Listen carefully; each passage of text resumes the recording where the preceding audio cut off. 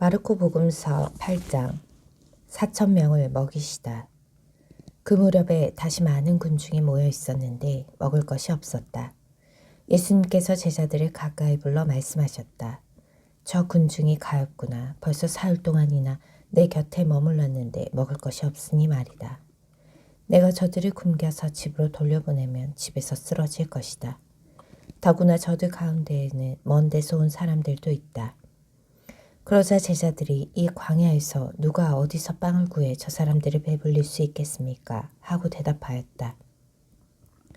예수님께서 너희에게 빵이 몇 개나 있느냐 하고 물으시자 그들이 7개 있습니다 하고 대답하였다. 예수님께서는 군중에게 땅에 앉으라고 분부하였다.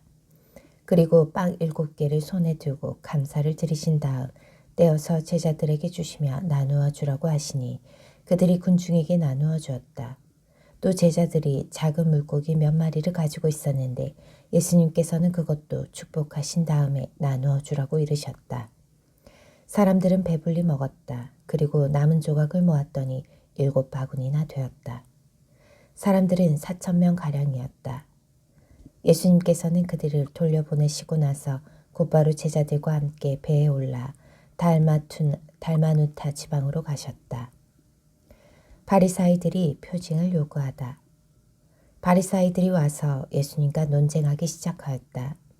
그분을 시험하려고 하늘에서 오는 표징을 요구하였던 것이다. 예수님께서는 마음속으로 깊이 탄식하며 말씀하셨다. 어찌하여 이 세대가 표징을 요구하는가? 내가 진실로 너희에게 말한다. 이 세대는 어떠한 표징도 받지 못할 것이다. 그리고 나서 그들을 버려두신 채 다시 배를 타고 건너편으로 가셨다. 바리사이들과 헤로데의 누룩을 조심하여라. 그런데 제자들이 빵을 가져오는 것을 잊어버려 그들이 가진 빵이 배 안에는 1개밖에 없었다. 예수님께서 그들에게 너희는 주의하여라. 바리사이들의 누룩과 헤로데의 누룩을 조심하여라 하고 분부하셨다. 그러자 제자들은 자기들에게 빵이 없다고 서로 수군거렸다. 예수님께서는 그것을 아시고 그들에게 말씀하셨다. 너희는 어찌하여 빵이 없다고 수군거리느냐? 아직도 이해하지 못하고 깨닫지 못하느냐? 너희 마음이 그렇게도 완고하냐? 너희는 눈이 있어도 보지 못하고 귀가 있어도 듣지 못하느냐? 너희는 기억하지 못하느냐? 내가 빵 5개를 5,000명에게 떼어주었을 때 빵 조각을 몇 광줄이나 가득 거두었느냐? 그들이 12입니다 하고 대답하였다. 빵 7개를 4,000명에게 떼어주었을 때에는 빵 조각을 몇 바구니나 가득 거두었느냐? 그들이 7입니다 하고 대답하자 예수님께서 그들에게 너희는 아직도 깨닫지 못하느냐 하고 말씀하셨다. 벳사이다의 눈머니를 고치시다. 그들은 벳사이다로 갔다. 그런데 사람들이 눈머니를 예수님께 데리고 와서는 그에게 손을 대어 주십사고 청하였다. 그분께서는 그 눈머니의 손을 잡아 마을 밖으로 데리고 나가셔서 그의 두 눈에 침을 바르시고 그에게 손을 얹으신 다음 무엇이 보이느냐 하고 물으셨다. 그는 앞을 쳐다보며 사람들이 보입니다. 그런데 걸어다니는 나무처럼 보입니다 하고 대답하였다. 그분께서 다시 그의 두 눈에 손을 얹으시니 그가 똑똑히 보게 되었다. 그는 시력이 회복되어 모든 것을 뚜렷이 보게 된 것이다. 예수님께서는 그를 집으로 보내시면서 저 마을로는 들어가지 마라 하고 말씀하셨다. 베드로가 예수님을 그리스도라고 고백하다. 예수님께서 제자들과 함께 카이사리아 필리피 근처 마을을 향하여 길을 떠나셨다. 그리고 길에서 제자들에게 사람들이 나를 누구라고 하느냐 하고 물으셨다.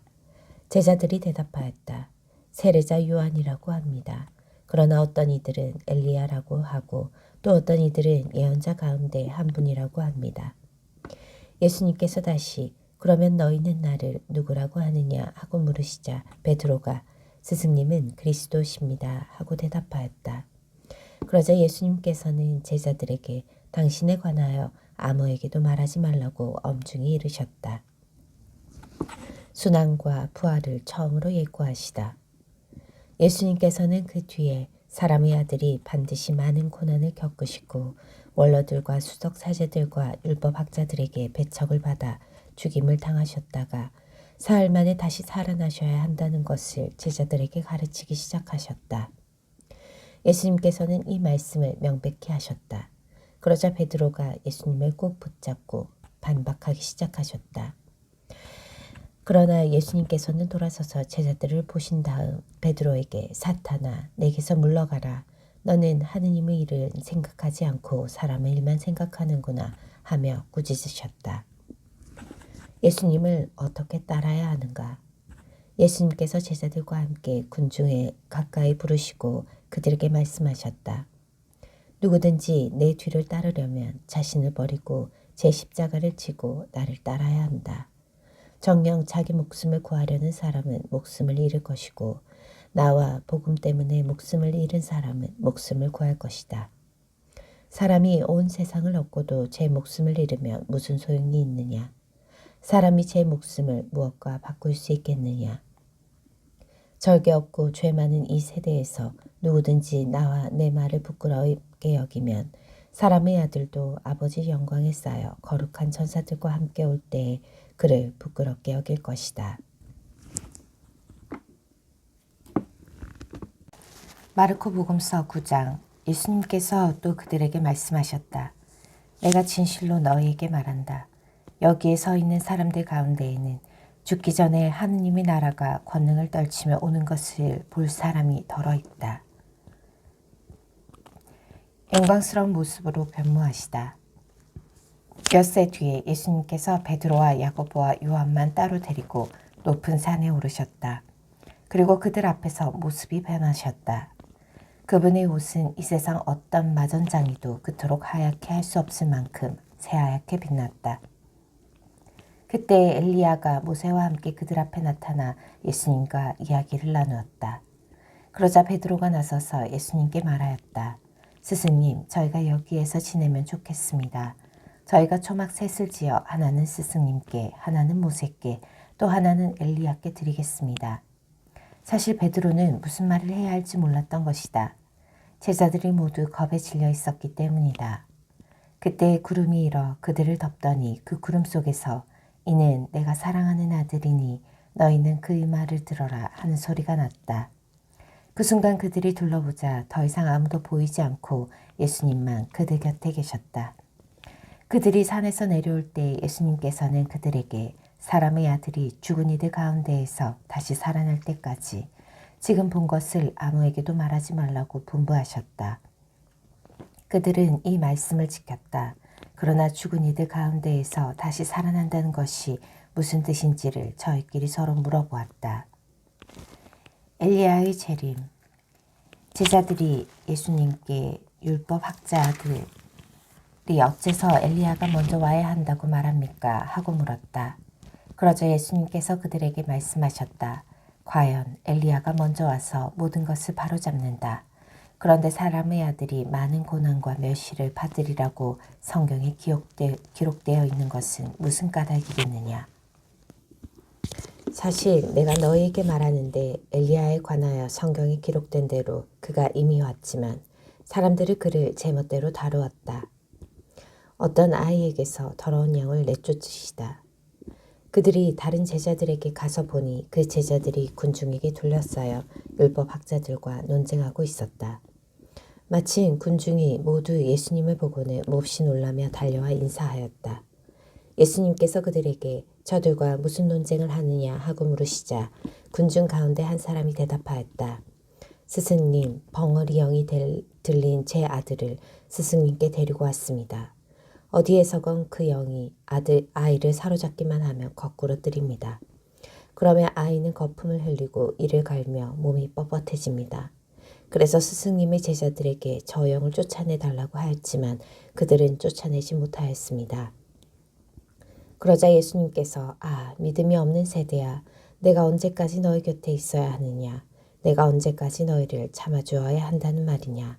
아이를 내게 데려오너라 하고 그들에게 이르셨다. 그래서 사람들이 아이를 예수님께 데려왔다. 그 영은 예수님을 보자 곧바로 아이를 뒤흔들어 댔다. 아이는 땅에 쓰러져 거품을 흔들리며 뒹굴었다. 예수님께서 그 아버지에게 아이가 이렇게 된 지 얼마나 되었느냐 하고 물으시자 그가 대답하였다. 어릴 적부터입니다. 저 영이 자주 아이를 죽이려고 물속으로 내던졌습니다. 이제 하실 수만 있으면 저희를 가엾이 여기어 도와주십시오. 예수님께서 그에게 하실 수 있으면 이 무슨 말이냐? 믿는 이에게는 모든 것이 가능하다 하고 말씀하시자 아이의 아버지가 곧바로 저는 믿습니다. 믿음이 없는 저를 도와주십시오 하고 외쳤다. 예수님께서는 군중이 떼를 지어 달려드는 것을 보시고 더러운 영을 꾸짖으며 말씀하셨다. 벙어리 귀머거리 영아 내가 너에게 명령한다. 그 아이에게서 나가라. 그리고 다시는 그에게 들어가지 마라. 그러자 그 영이 소리를 지르며 아이를 마구 뒤흔들어 놓고 나가니 아이는 죽은 것처럼 되었다. 그래서 사람들이 모두 아이가 죽었구나 하였다. 그러나 예수님께서 아이의 손을 잡아 일으키시니 아이가 일어났다. 그 뒤에 예수님께서 집에 들어가셨을 때에 제자들이 그분께 따로 어째서 저희는 그 영을 쫓아내지 못하였습니까? 하고 물었다. 예수님께서는 이렇게 대답하셨다. 그러한 것은 기도가 아니면 다른 어떤 방법으로도 나가게 할 수 없다. 순환과 부활을 두 번째로 예고하시다. 그들이 그곳을 떠나 갈릴레아를 가로질러 갔는데 예수님께서는 누구에게도 알려지는 것을 원하지 않으셨다. 그분께서 사람의 아들은 사람들의 손에 넘겨져 그들 손에 죽을 것이다. 그러나 그는 죽임을 당하였다가 사흘 만에 다시 살아날 것이다 하시면서 제자들을 가르치고 계셨기 때문이다. 그러나 제자들은 그 말씀을 알아듣지 못하였을 뿐만 아니라 그분께 묻는 것도 두려워하였다. 가장 큰 사람. 그들은 카파르나움에 이르렀다. 예수님께서는 집 안에 계실 때 제자들에게 너희는 길에서 무슨 일로 논쟁하였느냐 하고 물으셨다. 그러나 그들은 입을 열지 않았다. 누가 가장 큰 사람이냐 하는 문제로 길에서 논쟁하였기 때문이다. 예수님께서는 자리에 앉으셔서 12 제자를 불러 말씀하셨다. 누구든지 첫째가 되려면 모든 이의 꼴찌가 되고 모든 이의 종이 되어야 한다. 그러고 나서 어린이 하나를 데려다가 그들 가운데에 세우신 다음 그를 껴안으시면서 그들에게 이르셨다. 누구든지 이런 어린이 하나를 내 이름으로 받아들이면 나를 받아들이는 것이다. 그리고 나를 받아들이는 사람은 나를 받아들이는 것이 아니라 나를 보내신 분을 받아들이는 것이다. 우리를 반대하지 않는 이는 지지하는 사람이다. 요한이 예수님께 말하였다. 스승님, 어떤 사람이 스승님의 이름으로 마귀를 쫓아내는 것을 저희가 보았습니다. 그런데 그가 저희를 따르는 사람이 아니므로 저희는 그가 그런 일을 못하게 막아보려고 하였습니다.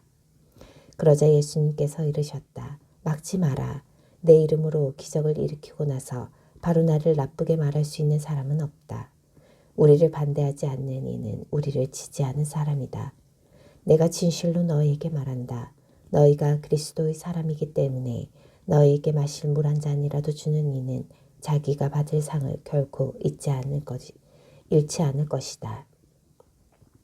죄의 유혹을 단호히 물리쳐라. 나를 믿는 이 작은 이들 가운데 하나라도 죄짓게 하는 자는 연자매를 목에 걸고 바다에 던져지는 편이 오히려 낫다. 내 손이 너를 죄짓게 하거든 그것을 잘라버려라.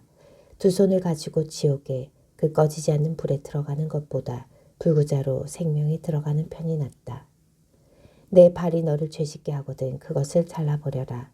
두 발을 가지고 지옥에 던져지는 것보다 절름발이로 생명에 들어가는 편이 낫다. 또 내 눈이 너를 죄짓게 하거든 그것을 빼 던져버려라. 두 눈을 가지고 지옥에 던져지는 것보다 외눈박이로 하느님 나라에 들어가는 편이 낫다. 지옥에서는 그들을 파먹는 구더기도 죽지 않고 불도 꺼지지 않는다. 소금, 모두 불소금에 절여질 것이다. 소금은 좋은 것이다. 그러나 소금이 짠맛을 잃으면 무엇으로 그 맛을 내겠느냐.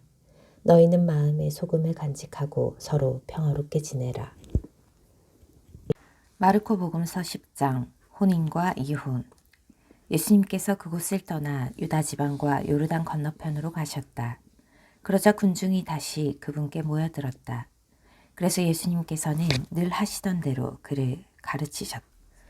그런데 바리사이들이 와서 예수님을 시험하려고 남편이 아내를 버려도 됩니까? 하고 물었다. 예수님께서 그들에게 모세는 너희에게 어떻게 하라고 명령하였느냐 하고 되물으시니 그들이 이혼장을 써주고 아내를 버리는 것을 모세는 허락하였습니다 하고 대답하였다. 그러자 예수님께서 이르셨다. 너희 마음이 완고하기 때문에 모세가 그런 계명을 기록하여 너희에게 남긴 것이다. 창조 때부터 하느님께서는 사람들을 남자와 여자로 만드셨다. 그러므로 남자는 아버지와 어머니를 떠나 아내와 결합하여 둘이 한 몸이 될 것이다. 따라서 그들은 이제 둘이 아니라 한 몸이다. 하느님께서 맺어주신 것을 사람이 갈라놓아서는 안 된다. 집에 들어갔을 때 제자들이 그 일에 관하여 묻자 예수님께서 그들에게 말씀하셨다. 누구든지 아내를 버리고 다른 여자와 혼인하면 그 아내를 두고 간음하는 것이다. 또한 아내가 남편을 버리고 다른 남자와 혼인하여도 간음하는 것이다. 어린이들을 사랑하시다. 사람들이 어린이들을 예수님께 데리고 와서 그들을 쓰다듬어 달라고 하였다. 그러자 제자들이 사람들을 꾸짖었다. 예수님께서는 그것을 보시고 언짢아 하시며 제자들에게 이르셨다. 어린이들이 나에게 오는 것을 막지 말고 그냥 놓아두어라. 사실 하느님의 나라는 이 어린이들과 같은 사람들의 것이다. 내가 진실로 너희에게 말한다. 어린이와 같이 하느님의 나라를 받아들이지 않는 자는 결코 그곳에 들어가지 못한다. 그러고 나서 어린이들을 끌어안으시고 그들에게 손을 얹어 축복해 주셨다. 하느님의 나라와 부자. 예수님께서 길을 떠나시는데 어떤 사람이 달려와 그분 앞에 무릎을 꿇고 선하신 스승님, 제가 영원한 생명을 받으려면 무엇을 해야 합니까? 하고 물었다. 그러자 예수님께서 그에게 이르셨다. 어찌하여 나를 선하다고 하느냐? 하느님 한 분 외에는 아무도 선하지 않다. 너는 계명들을 알고 있지 않느냐? 살인해서는 안 된다. 간음해서는 안 된다. 도둑질해서는 안 된다. 거짓 증언을 해서는 안 된다. 횡령해서는 안 된다. 아버지와 어머니를 공경하여라. 그가 예수님께 스승님 그런 것들은 제가 어려서부터 다 지켜왔습니다 하고 대답하였다. 예수님께서는 그를 사랑스럽게 바라보시며 이르셨다. 너에게 부족한 것이 하나 있다. 가서 가진 것을 팔아 가난한 이들에게 주어라. 그러면 내가 하늘에서 보물을 차지하게 될 것이다. 그리고 와서 나를 따르라. 그러나 그는 이 말씀 때문에 울상이 되어 슬퍼하며 떠나갔다. 그가 많은 재물을 가지고 있었기 때문이다. 예수님께서 주위를 둘러보시며 제자들에게 말씀하셨다. 재물을 많이 가진 자들이 하느님 나라에 들어가기는 참으로 어렵다. 제자들은 그분의 말씀에 놀랐다. 그러나 예수님께서는 그들에게 거듭 말씀하셨다. 얘들아, 하느님 나라에 들어가기는 참으로 어렵다. 부자가 하느님 나라에 들어가는 것보다 낙타가 바늘귀로 빠져나가는 것이 더 쉽다. 그러자 제자들이 더욱 놀라서 그러면 누가 구원받을 수 있는가 하고 서로 말하였다. 예수님께서는 그들을 바라보며 이르셨다. 사람에게는 불가능하지만 하느님께서는 그렇지 않다. 하느님께서는 모든 것이 가능하다. 따름과 보상. 그때 베드로가 나서서 예수님께 말하였다. 보시다시피 저희는 모든 것을 버리고 스승님을 따랐습니다. 예수님께서 말씀하셨다. 내가 진실로 너희에게 말한다. 누구든지 나 때문에 또 복음 때문에 집이나 형제나 자매, 어머니나 아버지, 자녀나 토지를 버린 사람은 현세에서 박해도 받겠지만 집과 형제와 자매와 어머니와 자녀와 토지를 100배나 받을 것이고 내세에서는 영원한 생명을 받을 것이다. 그런데 첫째가 꼴찌되고 꼴찌가 첫째되는 이들이 많을 것이다. 순환과 부활을 세 번째로 예고하시다. 그들이 예루살렘으로 올라가는 길이었다. 예수님께서는 제자들 앞에 서서 가고 계셨다. 그들은 놀라워하고 또 뒤따르는 이들은 두려워하였다. 예수님께서 다시 12제자를 데리고 가시며 당신께 닥칠 일들을 그에게 말씀하기 시작하셨다. 보다시피 우리는 예루살렘으로 올라가고 있다. 거기에서 사람의 아들은 수석사제들과 율법학자들에게 넘겨질 것이다.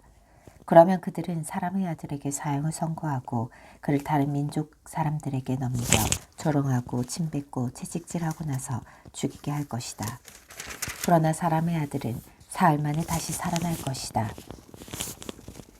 출세와 섬김. 제베데오의 두 아들 야고보와 요한이 예수님께 다가와 스승님, 저희가 스승님께 청하는 대로 저희에게 해주시기를 바랍니다 하고 말하였다. 예수님께서 그들에게 내가 너희에게 무엇을 해주기를 바라느냐 하고 물으시자 그들이 스승님께서 영광을 받으실 때에 저희를 하나는 스승님 오른쪽에 하나는 왼쪽에 앉게 해주십시오 하고 대답하였다. 예수님께서 그들에게 너희는 너희가 무엇을 청하는지 알지도 못한다. 내가 마시는 잔을 너희가 마실 수 있으며 내가 받는 세례를 너희가 받을 수 있느냐 하고 물으셨다. 그들이 할 수 있습니다 하고 대답하자 예수님께서 그들에게 말씀하셨다. 내가 마시는 잔을 너희도 마시고 내가 받는 세례를 너희도 받을 것이다. 그러나 내 오른쪽이나 왼쪽에 앉는 것은 내가 허락할 일이 아니라 정해진 이들에게 돌아가는 것이다. 다른 10 제자가 이 말을 듣고 야고보와 요한을 불쾌하게 여기기 시작하였다. 예수님께서는 그들을 가까이 불러 이르셨다. 너희도 알다시피 다른 민족들이 통치자라는 자들은 백성 위에 군림하고 고관들은 백성에게 세도를 부린다. 그러나 너희는 그래서는 안 된다. 너희 가운데에서 높은 사람이 되려는 이는 너희를 섬기는 사람이 되어야 한다. 또한 너희 가운데에서 첫째가 되려는 이는 모든 이의 종이 되어야 한다. 사실 사람의 아들은 섬김을 받으러 온 것이 아니라 섬기러 왔고 또 많은 이들의 몸값으로 자기 목숨을 바치러 왔다. 예리코에서 눈먼이를 고치시다. 그들은 예리코에 들어갔다. 예수님께서 제자들과 많은 군중과 더불어 예리코를 떠나실 때에 티메오의 아들 바르티메오라는 눈먼 거지가 길가에 앉아 있다가 나자렛 사람 예수님이라는 소리를 듣고 다윗의 자손 예수님 저에게 자비를 베풀어 주십시오 하고 외치기 시작하였다. 그래서 많은 이가 그에게 잠자코 있으라고 꾸짖었지만 그는 더욱 큰 소리로 다윗의 자손이시여 저에게 자비를 베풀어 주십시오 하고 외쳤다. 예수님께서 걸음을 멈추시고 그를 불러오너라 하셨다. 사람들이 그를 부르며 용기를 내어 일어나게 예수님께서 당신을 부르시네 하고 말하였다. 그는 겉옷을 벗어던지고 벌떡 일어나 예수님께 갔다. 예수님께서 내가 너에게 무엇을 해주기를 바라느냐 하고 물으시자 그가 스승님 제가 다시 볼 수 있게 해주십시오 하였다. 예수님께서 그에게 가거라 내 믿음이 너를 구원하였다 하고 이르시니 그가 곧 다시 보게 되었다. 그리고 그는 예수님을 따라 길을 나섰다. 마르코복음서 11장 예루살렘에 입성하시다. 그들이 예루살렘 곧 올리브산 근처 벳파게와 베타니아에 가까이 이르렀을 때 예수님께서 제자 둘을 보내며 말씀하셨다. 너희 맞은쪽 동네로 가거라. 그곳에 들어가면 아직 아무도 탄 적이 없는 어린 나귀 한 마리가 매여 있는 것을 곧 보게 될 것이다. 그것을 풀어 끌고 오너라. 누가 너희에게 왜 그러는 거요 하거든 주님께서 필요하셔서 그러는데 곧 이리로 돌려보내신답니다 하고 대답하여라. 그들이 가서 보니 과연 어린 나귀 한 마리가 밭갈 길 쪽으로 난 문 곁에 매여 있었다. 그래서 제자들이 그것을 푸는데 거기에 서 있던 이들 가운데 몇 사람이 왜 그 어린 나귀를 푸는 거요 하고 물었다. 제자들이 예수님께서 일러주신 대로 말하였더니 그들이 막지 않았다. 제자들은 그 어린 나귀를 예수님께 끌고 와서 그 위에 자기들이 겉옷을 얹어 놓았다. 예수님께서 그 위에 올라앉으시자 많은 이가 자기들이 겉옷을 길에 깔았다. 또 어떤 이들은 들에서 잎이 많은 나뭇가지를 꺾어다가 깔았다. 그리고 앞서가는 이들과 뒤따라가는 이들이 외쳤다. 호산나, 주님의 이름으로 오시는 분은 복되시어라. 다가오는 우리 조상 다윗의 나라는 복되어라. 지극히 높은 곳에 호산나. 이윽고 예수님께서 예루살렘에 이르러 성전에 들어가셨다. 그리고 그것의 모든 것을 둘러보신 다음 날이 이미 저물었으므로 12 제자와 함께 베타니아로 가셨다. 무화과 나무를 저주하시다. 이튿날 그들이 베타니아에서 나올 때 예수님께서는 시장하셨다. 마침 잎이 무성한 무화과 나무를 멀리서 보시고 혹시 그 나무에 무엇이 달렸을까 하여 가까이 가보셨지만 잎사귀 밖에는 아무것도 보이지 않았다. 무화과 철이 아니었기 때문이다. 예수님께서는 그 나무를 향하여 이르셨다. 이제부터 영원히 어느 누구도 너에게서 열매를 따먹는 일이 없을 것이다. 제자들도 이 말씀을 들었다. 성전을 정화하시다. 그들은 예루살렘으로 갔다. 예수님께서는 성전에 들어가시어 그곳에서 사고 팔고 하는 자들을 쫓아내기 시작하셨다. 환전상들의 탁자와 비둘기 장수들의 의자도 둘러 엎으셨다. 또한 아무도 성전을 가로질러 물건을 나르지 못하게 하셨다. 그리고 그들을 가르치시며 이렇게 말씀하셨다. 나의 집은 모든 민족들을 위한 기도의 집이라 불릴 것이다 라고 기록되어 있지 않느냐. 그런데 너희는 이곳을 강도들의 소굴로 만들어버렸다. 수석 사제들과 율법학자들은 이 말씀을 듣고 그분을 없앨 방법을 찾았다. 군중이 모두 그분의 가르침에 감탄하는 것을 보고 그분을 두려워하였던 것이다. 날이 저물자 예수님과 제자들은 성 밖으로 나갔다.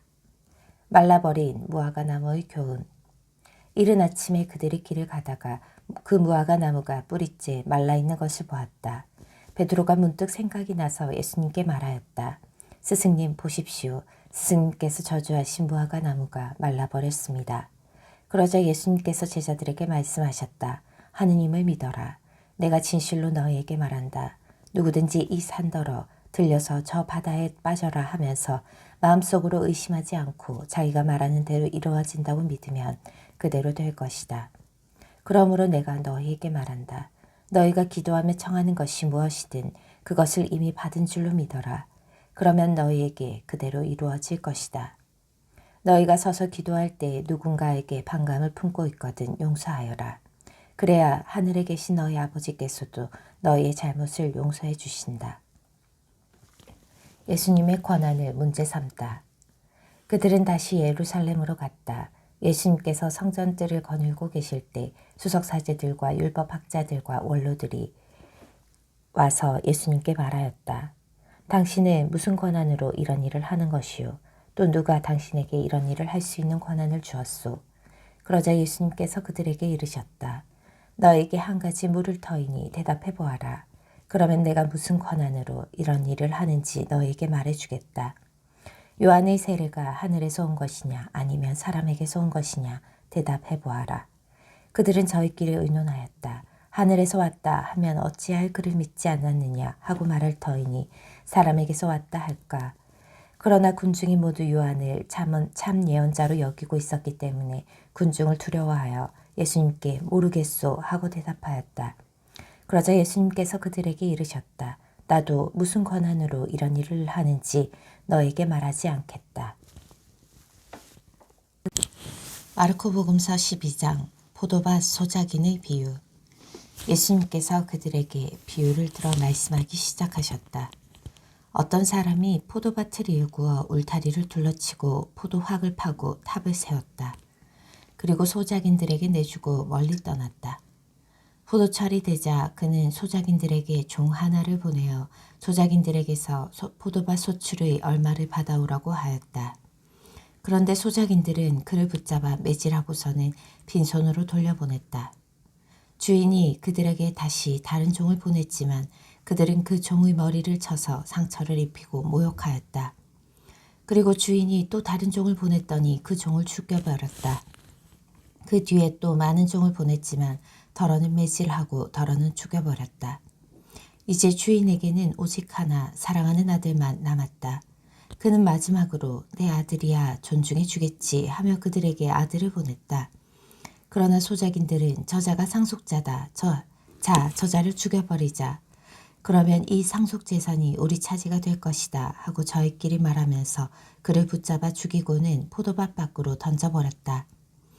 그러니 포도밭 주인은 어떻게 하겠느냐. 그는 돌아와 그 소작인들을 없애버리고 포도밭을 다른 이들에게 줄 것이다. 너희는 이 성경 말씀을 읽어본 적이 없느냐. 집 짓는 이들이 내버린 돌, 그 돌이 모퉁이의 머릿돌이 되었네. 이는 주님께서 이루신 일, 우리 눈에 놀랍기만 함네. 그들은 예수님께서 자기들을 두고 이 비유를 말씀하신 것을 알아차리고 그분을 붙잡으려고 하였으나 군중이 두려워 그분을 그대로 두고 떠나갔다. 황제에게 세금을 내는 문제. 그 뒤에 그들은 예수님께 말로 올무를 씌우려고 바리사이들과 헤로데 당원 몇 사람을 보냈다. 그들이 와서 예수님께 말하였다. 스승님, 저희는 스승님께서 진실하시고 아무도 꺼리지 않으시는 분이라는 것을 압니다. 과연 스승님은 사람을 그 신분에 따라 판단하지 않으시고 하느님의 길을 참되게 가르치십니다. 그런데 황제에게 세금을 내는 것이 합당합니까? 합당하지 않습니까? 바쳐야 합니까? 바치지 않아야 합니까? 예수님께서는 그들의 위선을 아시고 그들에게 말씀하셨다. 너희는 어찌하여 나를 시험하느냐? 데나리온 한 잎을 가져오다 보여다오. 그들이 그것을 가져오자 예수님께서 이 초상과 글자가 누구의 것이냐 하고 물으셨다. 그들이 황제의 것입니다 하고 대답하였다. 이에 예수님께서 그들에게 이르셨다. 황제의 것은 황제에게 돌려주고 하느님의 것은 하느님께 돌려드려라. 그들은 예수님께 매우 감탄하였다. 부활 논쟁. 부활이 없다고 주장하는 사두가이들이 예수님께 와서 물었다. 스승님, 모세는 어떤 사람의 형제가 자식이 없이 아내만 두고 죽으면 그 사람이 죽은 이의 아내를 맞아들여 형제의 후사를 일으켜 주어야 한다고 저희를 위하여 기록해 놓았습니다. 그런데 7 형제가 있었습니다. 마지가 아내를 맞아들였는데 후사를 남기지 못하고 죽었습니다. 그래서 둘째가 그 여자를 맞아들였지만 후사를 두지 못한 채 죽었고 셋째도 그러하였습니다. 이렇게 7이 모두 후사를 남기지 못하였습니다. 맨 마지막으로 그 부인도 죽었습니다. 그러면 그들이 다시 살아나는 부활 때에 그 여자는 그들 가운데 누구의 아내가 되겠습니까? 7이 다 그 여자의 아내로 맞아들였으니 말입니다. 예수님께서 그들에게 이르셨다. 너희가 성경도 모르고 하느님의 능력도 모르니까 그렇게 잘못 생각하는 것이 아니냐. 사람들이 죽은 이들 가운데에서 다시 살아날 때에는 장가드는 일도 시집가는 일도 없이 하늘에 있는 천사들과 같아진다. 그리고 죽은 이들이 되살아난다는 사실에 관해서는 모세의 책에 있는 떨기나무 대목에서 하느님께서 모세에게 어떻게 말씀하셨는지 읽어보지 않았느냐. 나는 아브라함의 하느님, 이삭의 하느님, 야곱의 하느님이다 하고 말씀하셨다. 그분께서는 죽은 이들의 하느님이 아니라 산 이들의 하느님이시다. 너희는 크게 잘못 생각하는 것이다. 가장 큰 계명. 율법학자 한 사람이 이렇게 그들이 토론하는 것을 듣고 있다가 예수님께서 대답을 잘하시는 것을 보고 그분께 다가와 모든 계명 가운데에서 첫째 가는 계명은 무엇입니까? 하고 물었다. 예수님께서 대답하셨다. 첫째는 이것이다. 이스라엘아 들어라. 주 우리 하느님은 한 분이신 주님이시다. 그러므로 너는 마음을 다하고 목숨을 다하고 정신을 다하고 힘을 다하여 주 너의 하느님을 사랑해야 한다. 둘째는 이것이다. 내 이웃을 너 자신처럼 사랑해야 한다. 이보다 더 큰 계명은 없다. 그러자 율법학자가 예수님께 말하였다. 훌륭하십니다, 스승님. 그분은 한 분뿐이시고 그 밖에 다른 이가 없다 하시니 과연 옳은 말씀이십니다. 또 마음을 다하고 생각을 다하고 힘을 다하여 그를 사랑하는 것과 이웃을 자기 자식처럼 사랑하는 것이 모두 번제물의 희생제물보다 낫습니다.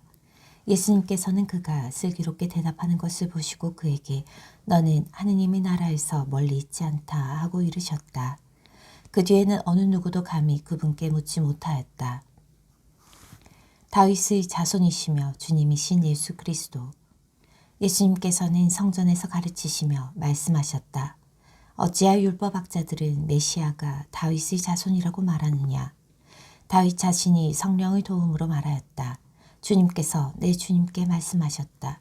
내 오른쪽에 앉아라. 내가 너의 원수들을 내 발 아래 잡아놓을 때까지. 이렇듯 다윗 스스로 메시아를 주님이라고 말하는데 어떻게 메시아가 다윗의 자손이 되느냐. 많은 군중이 예수님의 말씀을 기쁘게 들었다. 율법학자들을 조심하여라. 예수님께서는 가르치시면서 이렇게 이르셨다. 율법학자들을 조심하여라. 그들은 긴 겉옷을 입고 나다니며 장터에서 인사받기를 즐기고 회당에서는 높은 자리를, 잔치 때에는 윗자리를 즐긴다. 그들은 과부들의 자산을 등쳐먹으면서 남에게 보이려고 기도는 길게 한다.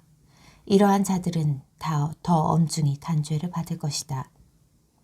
가난한 과부의 헌금.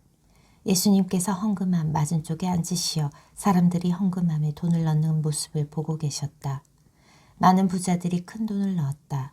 그런데 가난한 과부 한 사람이 와서 렙톤 2잎을 넣었다. 그것은 쿼드란스 한 잎인 셈이다.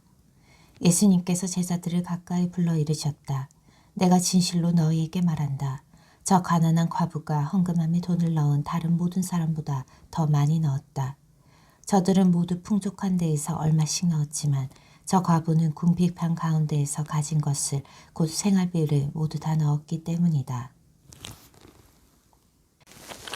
마르코 복음서 13장 성전의 파괴를 예고하시다. 예수님께서 성전에서 나가실 때 제자들 가운데 한 사람이 말하였다. 스승님 보십시오. 얼마나 대단한 돌들이고 얼마나 장엄한 건물들입니까? 그러자 예수님께서 그에게 이르셨다. 너는 이 웅장한 건물들을 보고 있느냐? 여기 돌 하나도 다른 돌 위에 남아있지 않고 다 허물어지고 말 것이다. 재난의 시작. 예수님께서 성전 맞은쪽 올리브산에 앉아 계실 때 베드로와 야고보와 요한과 안드레아가 따로 예수님께 물었다.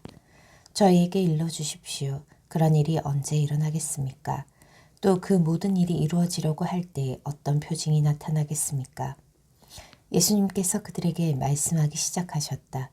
너희는 누구도 속는 일이 없도록 조심하여라.